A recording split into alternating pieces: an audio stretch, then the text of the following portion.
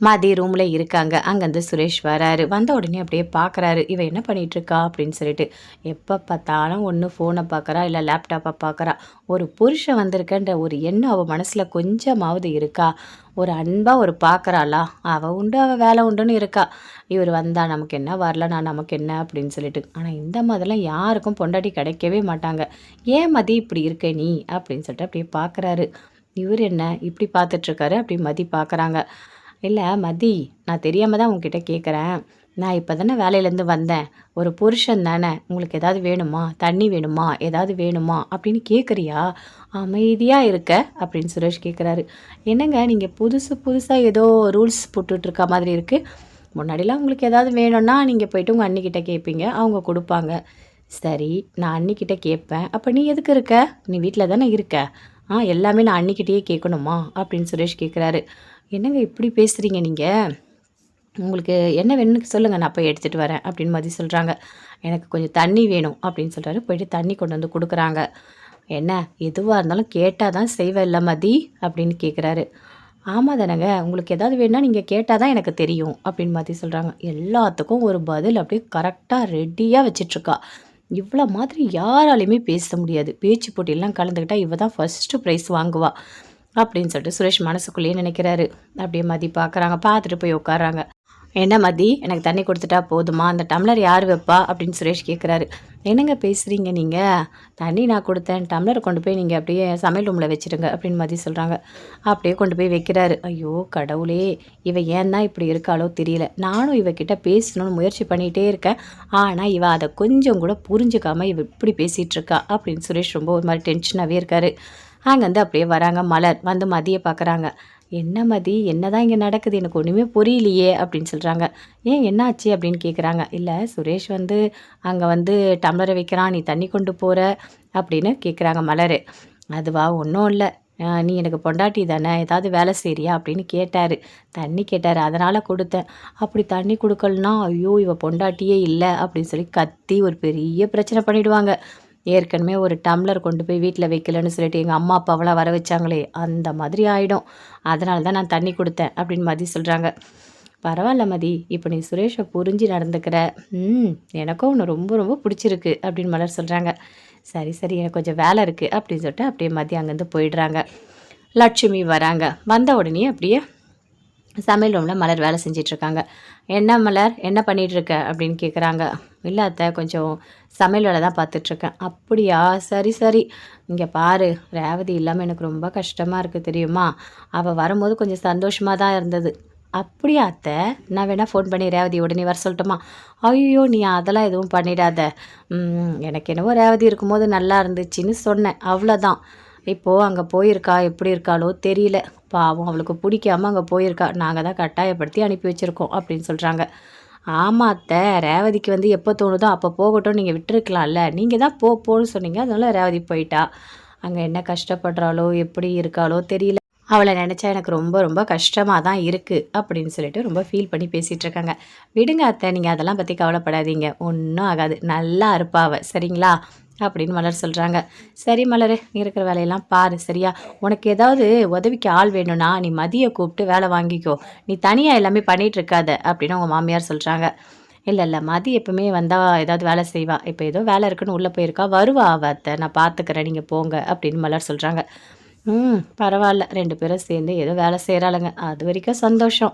வயசான காலத்தில் என்னால் தான் எதுவுமே செய்ய முடியல, எனக்கு வேற உடம்பு முடியவே இல்லை. ஆனால் வீட்டில் இருக்க யாருமே கண்டுக்கவே மாட்டுறாங்க. என் வீட்டுக்காரர்கிட்ட சொன்னால் உனக்கு என்ன வரப்போகுது, நீ நல்லா இருப்ப, குத்துக்கல் மாதிரி நல்லா தான் இருக்கன்னு சொல்கிறாரு. ஆனால் என்னை யாருமே புரிஞ்சுக்க மாட்டுறாங்க அப்படின்னு சொல்லிட்டு அவங்க ஒரு பக்கம் அப்படியே புலம்பிட்டு போகிறாங்க. ரேவதி வீட்டில் இருக்காங்க, சமையல்லாம் பண்ணிகிட்ருக்காங்க. அங்கேருந்து அப்படி தங்கராஜ் வராரு. என்ன ரேவதி, என்ன பண்ணிகிட்ருக்க அப்படின்னு கேட்குறாரு. ஒன்றும் இல்லைங்க, நான் சமையல் ரூமில் சமையல் பண்ணிகிட்ருக்கேன் அப்படின்னு சொல்கிறாங்க. ஓ அப்படியா, சரி சரி. இங்கே பாரு ரேவதி, இந்தா புடி அப்படின்னு கொடுக்குறாரு. என்னங்க இது, மல்லிகைப்பூ அல்வா அப்படின்னு சொல்கிறாரு. மல்லிகைப்பூ அல்வா எனக்கு எதுக்கு அப்படின்னு கேட்குறாங்க. என்ன ரேவதி இப்படி பேசுகிற, ஒரு புருஷன் ஒரு மல்லிகைப்பூ ஒரு அல்வா வாங்கி கொடுத்தா நீ வேண்டான்னு சொல்லுவியா அப்படின்னு கேட்குறாரு. ஐயோ! நான் அப்படிலாம் ஒண்ணும் சொல்லலங்க. நீங்க குடுங்க அப்படின்னு ரேவதி வாங்கிக்கிறாங்க. இங்க பாரு ரேவதி, நான் ஏதோ தெரியாம உன்ன அடிச்சுட்டேன். உன்ன சமாதானப்படுத்துறதுக்காக தான் நான் இதெல்லாம் வாங்கிட்டு வந்திருக்கேன். சரியா? நீ எப்பவும் போல என்ன கெட்டவனா நீ நெனச்சிட்டு இருக்காத. என்ன ஒரு வில்லன் மாதிரி பார்க்காத. நான் ரொம்ப ரொம்ப நல்லவன். என் குடும்பம் தான் எனக்கு எல்லாமே. நீ அப்புறம் வந்துட்டு குழந்தை எல்லாரும் பிரிஞ்சிருக்கும்போது எனக்கு எப்படி இருந்தது தெரியுமா? ரொம்ப ரொம்ப கஷ்டமா இருந்தது. ஐயோ! ரேவதி உடனே போய் கூட்டிட்டு வரணும்னு தோணுச்சு தெரியுமா? இங்க பாரு ரேவதி, உன் மேல நான் ரொம்ப ரொம்ப பாசம் வச்சிருக்கேன். அத ஏன் நீ புரிஞ்சுக்கவே மாட்ற? என்ன புரிஞ்சுக்க முயற்சி பண்ணு. சரியா? அப்படின்னு தங்கராஜ் சொல்றாரு. சரிங்க அப்படின்னு சொல்றாங்க. சரி இந்த அல்வாவ எடு. ரொம்ப நல்ல அல்வா. நான் உன்ன கூட்டி விடட்டுமா? அப்படின்னு சொல்றாரு. ஐயய்யோ! வேணாங்க. நானே சாப்பிட்டுக்கிறேன். நீங்க போங்க அப்படின்னு ரேவதி சொல்றாங்க. என்ன ரேவதி இப்படி சொல்ற? நான் ஊட்டி விடுறேன் இரு அப்படின்னு எடுத்து அப்படியே வாயில ஊட்டுறாரு. போதுங்க போதுங்க.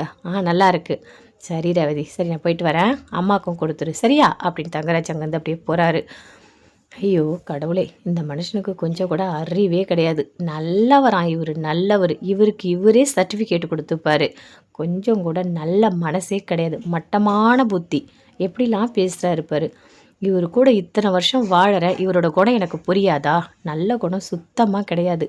சும்மா இந்த மல்லிகைப்பூ, அல்வா இதெல்லாம் வாங்கியாந்து குடுத்துருக்காரு. உடனே இவர நம்பிடணும். இவரு நல்லவர் சொல்லிட்டு. அப்படின்னு ரேவதி ரொம்ப ஒரு மாரி டென்ஷனாவே யோசிச்சுட்ருக்காங்க. அதுக்குள்ள ஃபோன் பண்றாங்க மலர்.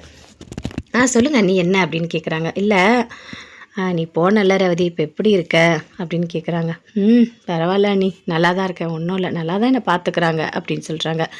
இல்லை அத்தை ரொம்ப வருத்தப்பட்டாங்க, நீங்கள் இருக்கும்போது ரொம்ப சந்தோஷமாக இருந்தாங்களாம், நீ போயிட்டோன்னே என் பொண்ணு அங்கே எப்படி இருக்காளோ அப்படின்னு சொல்லிட்டு. அம்மா கிட்ட சொல்லுங்க அண்ணி, நான் நல்லா தான் இருக்கேன், அவங்க என்னை நல்லா தான் பார்த்துக்கிறாங்க. நான் இங்கேருந்து போயிட்டேன்ல அவங்கள விட்டுட்டு, அதனால் ரொம்ப கஷ்டப்பட்டுருக்காங்க போல இருக்குது. அவர் மல்லிகைப்பூ, அல்வா இதெல்லாம் வாங்கியாந்து குடுக்குறாரு அப்படின்னு ரேவதி சொல்கிறாங்க. என்ன ரேவதி அப்படியா? ரொம்ப நல்லவராயிட்டாரா என்ன? அப்படின்னு மலர் கேட்குறாங்க. ஐயோ அண்ணி நீங்கள் வேற, அவராவது நல்லவராக மாறத்தாவது அப்படி ஒரு விஷயம் நடக்கவே நடக்காது. அவர் சும்மா என்னை ஏமாத்துறதுக்காக இதெல்லாம் பண்ணிகிட்ருக்காரு. நல்ல ஒரு மாதிரி வேஷம் போட்டுட்ருக்காரு அப்படின்னு ரேவதி சொல்கிறாங்க. நீ சொல்கிறது என்ன உண்மைதான் ரேவதி, அவர் மாறத்துக்கு வாய்ப்பே கிடையாது. ஏன்னா மதியோட வேலையை போக வச்சவர் தானே அவர் அப்படின்னு சொல்லிட்டு மலர் சொல்லிகிட்ருக்காங்க. அண்ணி ஆமாம் அண்ணி, நல்ல வேலை நீங்கள் ஞாபகப்படுத்துறீங்க. இங்கே பாருங்கள், மதியை சீக்கிரமாக ஒரு வேலை தேடிக்க சொல்லுங்கள், வேலைக்கு போக சொல்லுங்கள். என் வீட்டுக்காரர் நினச்ச எதுவுமே நடக்கவே கூடாது. எனக்கு ரொம்ப கஷ்டமாக இருக்குது தெரியுமா? அவருக்கு நல்ல புத்தியே கிடையாது. அவருக்கு எதிராக மதி வேலைக்கு போகணும், மதி ஜெயிக்கணும், அதை நான் பார்க்கணும், அதுதான் எனக்கு சந்தோஷமே அப்படின்னு சொல்கிறாங்க ரேவதி. அதை கேட்ட உடனே மலர் சொல்கிறாங்க. இல்லை அவள் ரொம்ப ட்ரை பண்ணிகிட்டே இருக்கா, கண்டிப்பாக அவளுக்கு ஒரு நல்ல ஜாப் கிடச்சிரும், அவள் போயிடுவாள். நான் அவள் ஜாபுக்கு போனோடனே உனக்கு நான் சொல்கிறேன் அப்படின்னு மலர் சொல்கிறாங்க. சரிங்க அண்ணி, எனக்கு கொஞ்சம் வேலை இருக்குது, நான் ஃபோனை வச்சிடுறேன் அப்படின்னு ஃபோனை வச்சுட்டு அங்கேருந்து அப்படியே போகிறாங்க. போன உடனே அவங்க மாமியார் பார்க்குறாங்க. இந்த தரணி இதை சாப்பிடு அப்படின்னு ரேவதி கொடுத்துட்ருக்காங்க. இங்கே பாரு ரேவதி, நீ போனாலும் போன, அம்மா இந்த வீட்டில் நான் பட்ட கஷ்டம் இருக்குது பாரு. இந்த தரணி நான் எது கொடுத்தாலும் வேணாம் வேணாம் வேணான்னு சொல்கிறான், எதுவுமே சாப்பிட்றதில்ல. எனக்கு எப்படி இருந்தது தெரியுமா? அம்மா இருந்தால் மட்டும்தான் இவனை சமாளிக்க முடியும் போல இருக்குது. தங்கராஜ் அதுக்கு மேலே என் பிள்ளைக்கு சரியாக சாப்பாடு கொடுக்கல அப்படின்னு சொல்லிட்டு என் மேலே கோவப்படுறான். ஆனால் இவன் பண்ணுறதெல்லாம் தங்கராஜுக்கு தெரிய மாட்டுது அப்படின்னு சொல்கிறாங்க.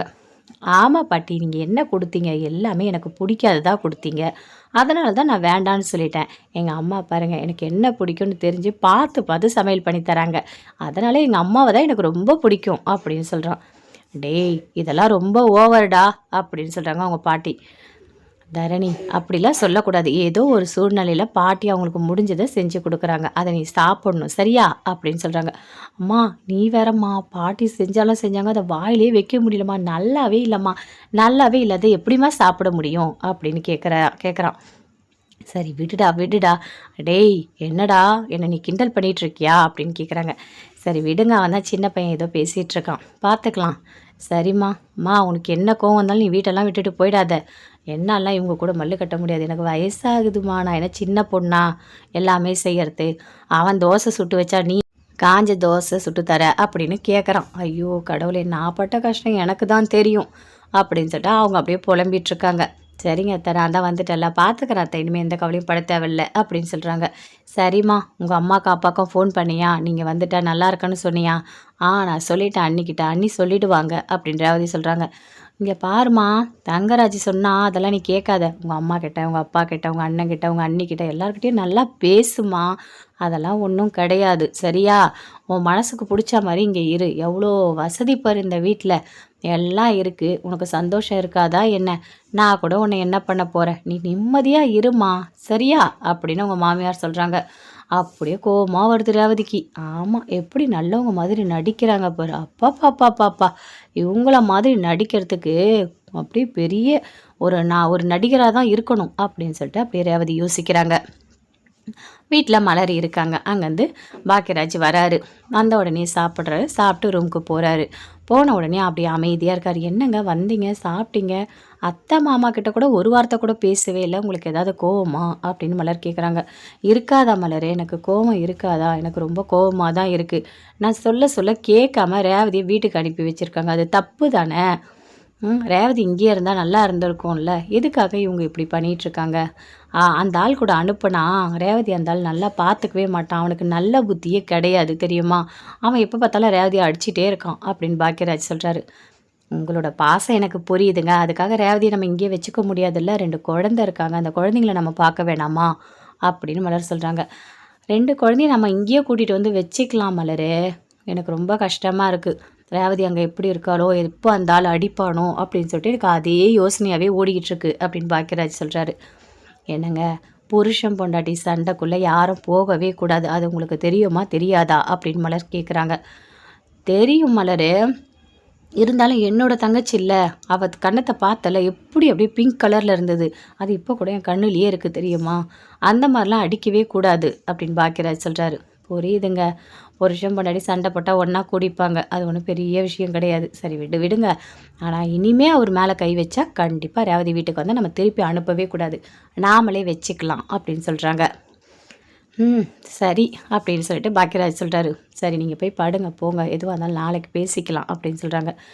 இல்லை எனக்கு சரியாக தூங்க முடியல, சரியாக சாப்பிட முடியல, ரேவதிக்கு ஃபோன் பண்ணி நான் ஒன்றா தட்டுமா, நீங்கள் பேசுகிறீங்களா அப்படின்னு மலர் சொல்கிறாங்க. வேணாம், நைட் டைமாக இருக்குது, அந்த ஆள் கூடயே இருப்பான், அப்படியே இந்த மோப்ப நாய் பிடிக்கிற மாதிரி அப்படியே மோப்பம் முடிச்சுட்டே இருப்பான், யார் கூட பேசுகிறாங்கன்னு சொல்லிட்டு. என் கூட பேசுறது தெரிஞ்சால் இன்னும் அதிகமாக ரேவதிக்கிட்ட சண்டை போடுவான், அதனால் வேண்டாம், ரேவதி அங்கே இருந்தால் நல்லா இருந்தால் போதும், ஆனால் நீ அடிக்கடிக்க பேசி அங்கே என்ன நடக்குதுன்னு மட்டும் தெரிஞ்சுக்கோ சரியா அப்படின்னு பாக்கியராஜ் சொல்கிறாரு. நான் காலைல கூட ரேவதிக்கு ஃபோன் பண்ணுங்க, நல்லா தான் இருக்கேன்னு சொன்னான், ஒன்றும் பிரச்சனை இல்லைன்னு சொல்லிட்டு, நீங்கள் கவலைப்படாதீங்க அப்படின்னு மலர் சொல்கிறாங்க. சரி மலர், நான் போய் படுக்கிறேன் அப்படின்னு சொல்லிட்டு அங்கே வந்து அப்படியே பாக்கியராஜ் போகிறாரு. மலர் ரொம்ப ஃபீல் பண்ணி யோசிக்கிறாங்க. ரேவதிக்காக எல்லாருமே சேர்ந்து வருத்தப்படுறாங்க. பரவாயில்ல, ரேவதி கொடுத்து வச்சவ தான், தங்கச்சி மேலே அண்ணனுங்களுக்கு எவ்வளோ பாசம் இருக்குது அப்படின்னு சொல்லிட்டு. சுரேஷ் வராரு. அம்மா எனக்கு கொஞ்சம் வேலை இருக்குது, நான் போயிட்டு வரேன் அப்படின்னு சொல்கிறாரு. சரிடா போயிட்டு வா அப்படின்னு சொல்கிறாங்க. அங்கே வந்து சுரேஷ் போகிறாரு. போனோடனே பின்னாடியே மதியம் வராங்க. அத்தை எனக்கும் வேலை இருக்குது, நான் போயிட்டு வரேன் அப்படின்னு சொல்கிறாங்க. எங்கம்மா போகிற, நீ எங்கே போனாலும் எங்ககிட்ட சொல்லிட்டு போ, இதுக்கு முன்னாடி எங்கேயோ போகிறேன்னு சொல்லிட்டு மாப்பிள்ளை வீட்டை போய் பெரிய சண்டை வந்து செஞ்சுட்டு வந்துட்டேன், அதனால் ரொம்ப பிரச்சனையாயிடுச்சு, நீ பொய்யெல்லாம் சொல்லிவிட்டு வீட்டை விட்டு வெளியே போகாத அப்படின்னு லட்சுமி சொல்கிறாங்க. ஐயோ அத்தை, நான் பொய்யெல்லாம் சொல்லிட்டு போகல, எனக்கு உண்மையாகவே வேலை இருக்குது வெளியே அப்படின்னு சொல்கிறாங்க. சரி என்ன வேலை இருக்குது அதை சொல்லிட்டு போ அப்படின்னு லட்சுமி சொல்கிறாங்க. எனக்கு ஒரு இடத்துல இன்டர்வியூக்கு வர சொல்லியிருக்காங்க, நான் போய் அட்டன் பண்ணணும் அப்படின்னு சொல்கிறாங்க. ஓ அப்படியா, சரி போ, ஆனால் உண்மையை சொல்லிட்டு போ, பொய் மட்டும் சொல்லக்கூடாது அப்படின்னு சொல்கிறாங்க. ஐயோ அத்தை, நான் பொய்யெல்லாம் சொல்லலை அத்தை, உண்மையை தான் நான் சொல்கிறேன் அப்படின்னு சொல்கிறாங்க. சரி போ அப்படின்னு சொல்கிறாங்க. அங்கேருந்து அப்படியே மதி போகிறாங்க. இங்கே பாருங்கள், இவ வாயை திறந்தாலே பொய் தாங்க சொல்கிறா. அன்றைக்கி மாப்பிள்ளை வீட்டில் போயிட்டு அவ்வளோ கத்திட்டு வந்திருக்கா, நம்மக்கிட்ட வெளியே போகிறேன்னு பொய் சொல்லிட்டு போயிருக்கா, அதனால தாங்க எனக்கு பயமாக இருக்குது. பாவம் ரேவதி அடி வாங்கந்து இவ தான் காரணம், அதுவே எனக்கு ரொம்ப கஷ்டமாக இருக்குது அப்படின்னு லட்சுமி சொல்கிறாங்க. லட்சுமி, நானும் இங்கே தானே இருக்கேன், எனக்கும் எல்லாமே புரியுது, கொஞ்சம் பொறுமையாக இரு சரியா அப்படின்னு அந்த ராகவன் சொல்கிறாரு. சொல்லிவிட்டு அவர் அங்கேருந்து போகிறாரு. ஆமாம், எல்லாரும் நான் எது பேசினாலும் அமைதியாயிருன்னு சொல்கிறாங்க, யாருமே என்னை புரிஞ்சிக்கவே மாட்டாங்க, ஏன்னா எல்லாரும் இப்படி இருக்காங்களோ எனக்கு அது தெரியவே இல்லை அப்படின்னு சொல்லிட்டு அவ்வளோ கோவம் வருது லட்சுமிக்கு. அங்கேருந்து மதி போகிறாங்க. போயிட்டே இருக்கும்போது சுரேஷா அந்த பக்கமாக போகிறாரு. என்ன மதி இங்கே நின்றுட்டுருக்கா, மதி நீ ஏன் இங்கே நின்றுட்டுருக்க அப்படின்னு கேட்குறாரு. இல்லைங்க, நான் ஆட்டோ போடுறதுக்காக நிற்கிறேன். ஓ அப்படியா, சரி நீ எதுக்கு ஆட்டோவில் போகிற, வா நானே உன்னை ட்ராப் பண்ணுறேன் அப்படின்னு கூப்பிடுறாரு. ஐயோ எனக்கு வேண்டாங்க, பரவாயில்லங்க, நானே போயிடுவேன் அப்படின்னு சொல்கிறாங்க. இங்கே பாரு, அந்த பக்கம் தானே, வா, நீ வேற தனியாலாம் அந்த மாதிரி இங்கே நிற்க வேண்டாம், நீ வா, இந்த ஏரியாலாம் சரியில்லை அப்படின்னு சொல்கிறாரு. சரிங்க அப்படின்னு சொல்லிட்டு மதி வராங்க. அப்படியே கண்ணாடியில் பார்க்குறாரு என் பொண்டாட்டி. ஆனால் எப்படி உட்காந்துட்ருக்கா பாரு வண்டியில், நல்லா தள்ளி ஓரமாக. ஐயோ கடவுளே, நான் என்ன பண்ணுறதுனே தெரியல. இவ கூட சேர்ந்து வரணும்னு நானும் எவ்வளோ முயற்சி பண்ணுறேன். ஆனால் எல்லா விஷயத்துலையும் கரெக்டாக இருக்கா, தெளிவாக இருக்கா, அழகாக அவள் வேலையை மட்டும் பார்த்துக்கிறா அப்படின்னு சொல்லிட்டு சுரேஷ் அப்படியே மனசுலேயே நினச்சிட்டு வண்டி ஓட்டிகிட்டே போகிறாரு. அட்ரஸ் வந்து சொல்கிறாங்க. அட்ரஸ் சொன்னோடனே அந்த இடத்துல கரெக்டாக ட்ராப் பண்ணுறாரு. சரி, நீ போய் இன்டர்வியூ அட்டன் பண்ணி, எனக்கு வேலை இருக்குது அப்படின்னு சுரேஷ் அங்கேருந்து அப்படியே கிளம்பி போகிறாரு. மதி அப்படியே பார்க்குறாங்க, என்ன இவ்வளோ ஒரு சாஃப்டாக மாறிட்டாரு, என்னெல்லாம் கூட்டிகிட்டு வந்து விடுறாரு. பரவாயில்ல பரவாயில்ல, இந்த மாற்றமும் நல்லா தான் இருக்குது அப்படின்னு சொல்லிட்டு அப்படி மனசுக்குள்ளேயே நினைக்கிறாங்க. மதி எப்போ போல் இன்டர்வியூ அட்டன் பண்ணுறதுக்காக போகிறாங்க. மலர் வீட்டில் இருக்காங்க. அப்படியே வந்து கீரைலாம் கிள்ளிகிட்ருக்காங்க. அப்போ அவங்க மாமியார் உட்காந்துட்ருக்காங்க. மலரே, இங்கே பாரு, அந்த மதிக்கு வேலை கிடைக்காம இருக்கிறது நல்லது அப்படின்னு சொல்கிறாங்க. ஏன் அத்தை இப்படிலாம் பேசிகிட்டு இருக்கீங்க, மதி வேலைக்கு போனால் உங்களுக்கு என்ன பிரச்சனை அப்படின்னு கேட்குறாங்க. இல்லை, மதி வேலைக்கு போனால் உனக்கு தான் பிரச்சனை, நீ தான் வீட்டில் இருக்க எல்லா வேலையும் சேர்த்து செய்யணும். ஐயோ அத்தை, வீட்டில் வேலை செய்யறது ஒரு பெரிய விஷயமா, அதெல்லாம் நான் பார்த்துப்பேன். இவ்வளோ நாளாக மதி இல்லைனாலும் நான் தானே வீட்டு வேலை எல்லாத்தையும் பார்த்துட்டு இருந்தேன், எனக்கு யாரும் வேணாம் அத்தை, என்னோடய வேலையை நான் கரெக்டாக பார்த்துப்பேன் அப்படின்னு மலர் சொல்கிறாங்க. என்னடி இப்படி பேசிகிட்ருக்க, உனக்கு தானே சப்போர்ட் பண்ணி பேசிகிட்ருக்கேன், கூட இருந்தால் உனக்கு கொஞ்சம் உதவியாக இருக்கும்னு சொல்லிட்டு. சரி, அவள் சம்பாதிக்கிறான்னு வச்சுக்கோ, அந்த சம்பளத்தை வீட்லையா கொடுக்குறா, இல்லை அவள் தானே வச்சுக்கிறா அப்படின்னு சொல்கிறாங்க. என்ன அத்தை பேசிகிட்டு இருக்கீங்க, மதி சம்பாதிச்சு வீட்டுக்கு கொடுக்கணுமா, அவள் சம்பளத்தை அவள் தான் வச்சுப்பா அப்படின்னு சொல்கிறாங்க. அதுக்காக நான் சொல்லலை, அவள் வேலைக்கு போய் நமக்கு என்ன யூஸ் இருக்குது, ஒன்றும் கிடையாது, சும்மா காலைல போகிறா, அதோட சாயந்தரம் வரா, அவ்வளோதான் அப்படின்னு சொல்கிறாங்க. அத்தை, உங்களுக்கு ஒன்று தெரியுமா, படிச்சிருக்க படிப்பை கரெக்டாக யூஸ் பண்ணணும், அவள் நல்லா படிச்சிருக்கா, அதனால் போய்ட்டு 4 பேருக்கு சொல்லி கொடுக்குறா, அது ரொம்ப ரொம்ப நல்லது அத்தை, அதை நம்ம தப்புன்னு சொல்லக்கூடாது அப்படின்னு மலர் சொல்கிறாங்க. ஆமாம் மலரே, நான் எது சொன்னாலும் நீ என்னை எகுத்து பேசிகிட்டே இரு, இதுதான் உனக்கு வேலை, நான் சொல்கிற பேச்சு நீ எங்கே கேட்க போகிற, சரி நான் உங்கள்கிட்ட பேசலை அப்படின்னு சொல்லிட்டு அங்கே வந்து லட்சுமி போகிறாங்க. இவங்க ஏன் தான் இவ்வளோ மோசமாக இருக்காங்களோ தெரியலையே, எப்போ பார்த்தாலும் மதியம் ஏதாவது தப்பு சொல்லிகிட்டே இருக்காங்க, பார்த்தாலே கோபமாக வருது, அதெல்லாம் ரொம்ப பெரிய தப்பு தெரியுமா. எப்போவுமே நம்ம யாரையுமே குறை சொல்லிகிட்டே இருக்கக்கூடாது, நல்ல எண்ணம் இருக்கணும், நாம் என்ன நினைக்கிறோமோ அதுதான் நடக்கும். இவங்க ரொம்ப ரொம்ப மோசமாக இருக்காங்க, இவங்கள திருத்தவே முடியாது அப்படின்னு சொல்லிட்டு மலர் அப்படியே உள்ளே போகிறாங்க. தங்கராஜ் ஃபோன் பண்ணுறாரு. சுரேஷ் அட்டன் பண்ணி பேசுகிறாரு. சொல்லுங்க மாமா அப்படின்னு கேட்குறாரு. சுரேஷ், உங்ககிட்ட ஒரு முக்கியமான விஷயம் சொல்லணும், அதுக்கு தான் நான் ஃபோன் பண்ணேன். ஆமாம், நீ ஃப்ரீயாக இருக்கியா அப்படின்னு கேட்குறாரு. மாமா, நான் ஃப்ரீயாக தான் மாமா இருக்கேன், நீங்கள் சொல்லுங்கள் அப்படின்னு சுரேஷ் வந்து சொல்லிகிட்ருக்காரு. இல்லை, நான் இன்ஸ்பெக்டர் ஆகணும்னு சொல்லிட்டு போஸ்டிங் போடுவாங்கன்னு சொன்னேன்ல.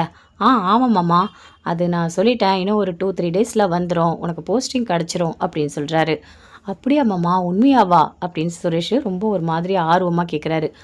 ஆமாண்டா, டேய் உனக்கு பண்ணாமல் நான் யாருக்குடா பண்ண போகிறேன், ரேவதி வேறு வீட்டுக்கு வந்துட்டா, எனக்கு ரொம்ப சந்தோஷமாக இருக்குது தெரியுமா, நீ தான் எனக்கு சப்போர்ட் பண்ணுற, ஆனால் உங்கள் அண்ணன் எனக்கு சப்போர்ட் பண்ணவே மாட்டான் அப்படின்னு சொல்கிறாரு. சரி விடுங்க, நடந்தது நடந்துடுச்சு, இனிமேல் அக்காவை நீங்கள் நல்லா பார்த்துக்கங்க அப்படின்னு சுரேஷ் வந்து சொல்லிகிட்ருக்காரு. இங்கே பாரு, உன்னோட ஒய்ஃபு கண்டிப்பாக வேலைக்கு போகவே கூடாது, அதை மட்டும் தெரிஞ்சுக்கோ அப்படின்னு தங்கராஜ் சொல்கிறாரு. என்னம்மாம்மா பேசிகிட்ருக்கீங்க, அவள் போய் நிறைய இன்டர்வியூ அட்டன் பண்ணிகிட்டே இருக்கா, இன்றைக்கி காலையில் கூட எங்கேயோ இன்டர்வியூ அட்டன் பண்ண போனால் நான் தான் ட்ராப் பண்ணேன் அப்படின்னு சுரேஷ் வந்து சொல்லிட்டுருக்காரு. ஏன்டா சுரேஷ் நீ இப்படி இருக்க, கொஞ்சம் கூட திருந்தவே மாட்டியா, இங்கே பாரு, அவள் வேலைக்கு போகிறது நல்லதே கிடையாது, பணத்தை பார்த்தா திமிர் வந்துடும், அதனால தான் அவள் ரொம்ப ஒரு மாதிரி வீட்டில் சண்டை பண்ணிகிட்டே இருக்கா, நான் சொல்கிறத கேளு, மதி வேலைக்கு போகாமல் உன்னால் என்ன பண்ண முடியுமோ அதை பண்ணு, அதுதான் உனக்கு நல்லது, மாமா உன் நல்லதுக்கு தான் சொல்லுவேன் அப்படின்னு தங்கராஜ் சொல்கிறாரு. மாமா, நீங்கள் சொல்கிறது எனக்கு புரியுது, ஆனால் நான் எப்படி போய் அவளை தடுக்க முடியும், என்னெல்லாம் அவளை தடுக்க முடியாது மாமா அப்படின்னு சொல்லிட்டு சுரேஷ் வந்து சொல்லிகிட்ருக்காரு. டேய், நீ ஒரு புருஷன் தானே, ஏன்டா இப்படி பேசிகிட்டு இருக்க, ஒரு பொண்டாட்டியை கூட உன்னால் அடக்க முடியாதா, மாமா அவளை நான் அடக்க முடியுமா, நான் போய் அவகிட்ட பேசினா என்னையே 2 போட்டுருவா, தெரியும்ல, நான் அவளை அடிக்கும் போது என்னை திருப்பி அடித்தா, மாமா அவகிட்டலாம் என்னால் பேச முடியாது, அவள் வேலைக்கு போனால் என்ன பிரச்சனை, அதெல்லாம் இப்போ முன்ன மாதிரி அவள் கிடையாது, அவள் உண்டு, அவள் வேலை உண்டு தான் இருக்கா, வீட்டில் எந்த பிரச்சனையும் பண்ணுறதில்ல. ஆமாம், வீட்டில் பிரச்சனை பண்ணுறதில்ல, இங்கே வந்து கத்திட்டு போனால, என்கிட்ட சவால் வேறு விட்டுட்டு போயிருக்கா, 3 மாதத்தில் ஒரு நல்ல வேலை தேடிக்கிறேன்னு சொல்லிட்டு. அப்படியா மாமா அப்படின்னு சுரேஷ் கேட்குறாரு. ஆமாண்டா, அதனால் நீ என்னை ஜெயிக்க வைக்கணும், உன் பொண்டாட்டி வேலைக்கு போகக்கூடாது அப்படின்னு சொல்கிறாரு. மாமா என்ன மாமா இப்படி பேசிகிட்டு இருக்கீங்க அப்படின்னு சுரேஷ் ரொம்ப ஃபீல் பண்ணி பேசுகிறாரு. சரி மாமா, நான் முடிஞ்ச அளவுக்கு அவள் வேலைக்கு போகாமல் தடுக்கிறதுக்கு என்ன வழியோ அதை நான் பார்க்குறேன். சரி சுரேஷே, நீ இன்னும் ஒரு 2-3 நாளில் நீ இன்ஸ்பெக்டர் ஆகிடுவ சரியா அப்படின்னு தங்கராஜ் சொல்கிறாரு. மாமா என்னால் நம்பவே முடியல மாமா, உண்மையாகவே ரொம்ப சந்தோஷமாக இருக்குது அப்படின்னு சொல்கிறாரு. சரி சரி, நீ சந்தோஷமாக இருந்தால் எனக்கு போதும், அதுதான் வேணும் சரியா. சரி நான் ஃபோனை வைக்கிறேன் அப்படின்னு சொல்லிட்டு தங்கராஜ் ஃபோனை வைக்கிறாரு. அவ்வளோ சந்தோஷப்படுறாரு, பயங்கர சந்தோஷத்தோடு இருக்கார் சுரேஷ். அப்பா நான் இன்ஸ்பெக்டர் ஆக போகிறேன், எனக்கு ரொம்ப சந்தோஷமாக இருக்குது. எல்லாத்துக்குமே காரணமே மாமா தான். மாமா தான் ஏதாவது ஒரு வகையில் எனக்கு ஹெல்ப் பண்ணிக்கிட்டே இருக்கார். இன்றைக்கி நான் சப் இன்ஸ்பெக்டராக இருக்கிறதுக்கு காரணமும் மாமா தான், இனிமேல் நான் இன்ஸ்பெக்டர் ஆகிறதுக்கும் காரணமும் மாமா தான். பரவாயில்ல, மாமா நிறைய ஹெல்ப் பண்ணிகிட்டு இருக்காரு நமக்காக, சூப்பர் அப்படின்னு சொல்லிட்டு பயங்கரமாக சந்தோஷப்படுறாரு. அதே சந்தோஷத்தோடு வீட்டுக்கு போகிறாரு. போன உடனே யோசிக்கிறாரு, வீட்டில் இருக்க எல்லாருக்கிட்டையும் உண்மையை சொல்லலாமா, வேண்டாம் வேண்டாம், சொன்னால் கண்டிப்பாக கண்டுபிடிச்சிருவாங்க, இவங்கக்கிட்ட இப்போ நம்ம உண்மையெல்லாம் சொல்லக்கூடாது. அப்படி சொன்னால் அப்புறம் நடக்கலைன்னா எல்லாரும் கேள்வி கேட்க ஆரம்பிச்சிருவாங்க அப்படின்னு சொல்லிட்டு உள்ளே போகிறாரு. போயிட்டு பாட்டெல்லாம் பாடிட்டு இருக்காரு. அப்படியே மதி பார்க்குறாங்க, என்ன இவர் இவ்வளோ சந்தோஷமாக இருக்காரு, பாட்டெல்லாம் பாடுறாரு, ஒன்றும் புரியலையே அப்படின்னு மதி அப்படி பார்க்குறாங்க. என்னங்க ரொம்ப சந்தோஷமாக இருக்க மாதிரி இருக்குது, பாட்டெல்லாம் பாடிட்டு இருக்கீங்க அப்படின்னு மதி கேட்குறாங்க. ஆமாம் மதி, நான் சந்தோஷமாக தான் இருக்கேன் அப்படின்னு சொல்கிறாரு. ஆனால் காரணத்தை நான் சொல்ல மாட்டேன், எனக்கு டைம் வரும்போது தான் நான் சொல்லுவேன் அப்படின்னு சொல்கிறாரு சுரேஷ். சரிங்க அப்படின்னு சொல்லிட்டு அப்படி மதி போகிறாங்க. மதி நீ சாப்பிட்டியா அப்படின்னு மலர் கேட்குறாங்க. இன்னும் நான் சாப்பிட்ல. சரிப்பா, நீயும் நானும் சேர்ந்து சாப்பிட்லாம், வீட்டில் இருக்க எல்லாரும் சாப்பிட்டாங்க. சுரேஷ் வந்து அவன் பசிக்கும் போது வருவான், அவனுக்கு சூடாக தோசை சுட்டு கொடுத்துடலாம் சரியா. இங்கே பாரு மதி, அவனுக்காகலாம் நீ வெயிட் பண்ண தேவையில்ல, வா நாம் சாப்பிட்லாம் அப்படின்னு சொல்கிறாங்க. நாம் நல்லா இருந்தால் தான் இந்த வீட்டை பார்த்துக்க முடியும் அப்படின்னு மலர் சொல்கிறாங்க.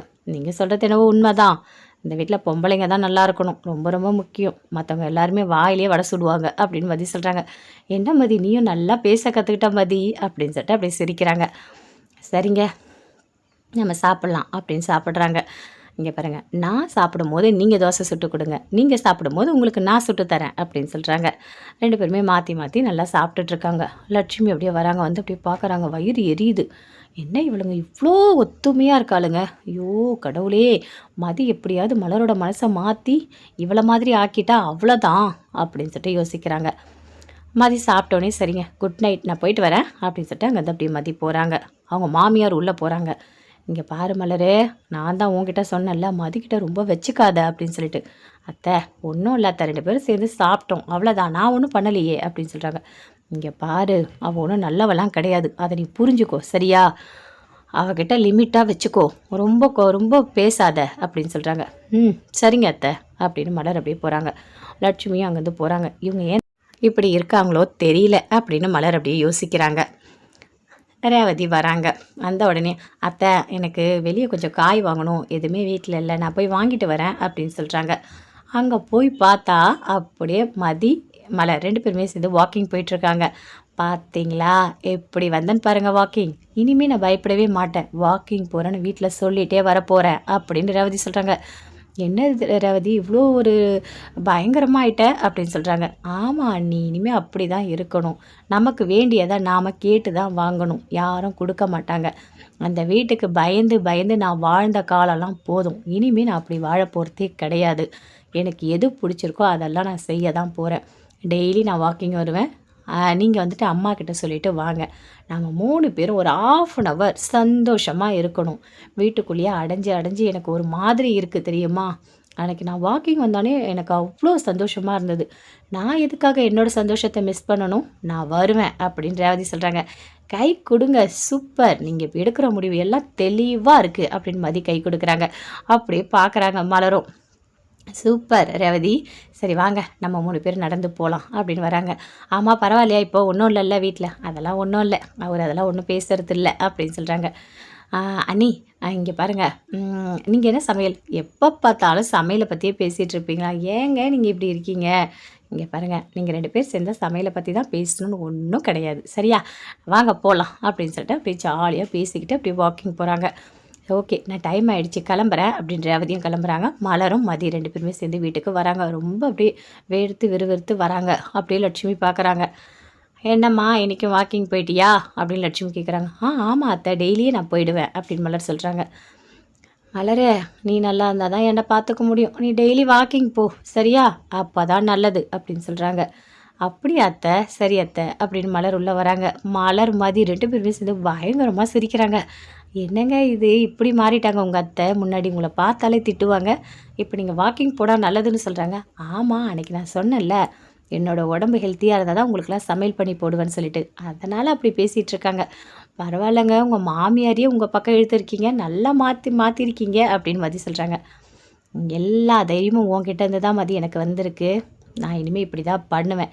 இனிமேல் உங்களுக்கெல்லாம் பயப்பட போகிறதே கிடையாது. எது பண்ணாலும் நான் தெரிஞ்சு தான் பண்ண போகிறேன் அப்படின்னு சொல்கிறாங்க. சூப்பர்.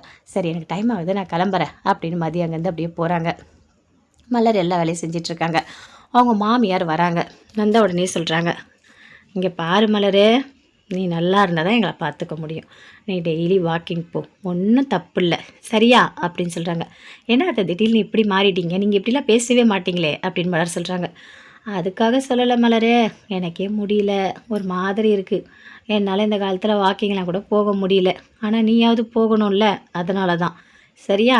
நான் உன்னை இனிமேல் திட்டலாம் மாட்டேன். நீ உனக்கு என்ன தோணுதோ அதை செய் அப்படின்னு சொல்கிறாங்க. ரொம்ப சந்தோஷம் அத்தை, நீங்கள் பேசும்போது உண்மையாகவே ரொம்ப ரொம்ப சந்தோஷமாக இருக்குது அப்படின்னு மலர் சொல்கிறாங்க.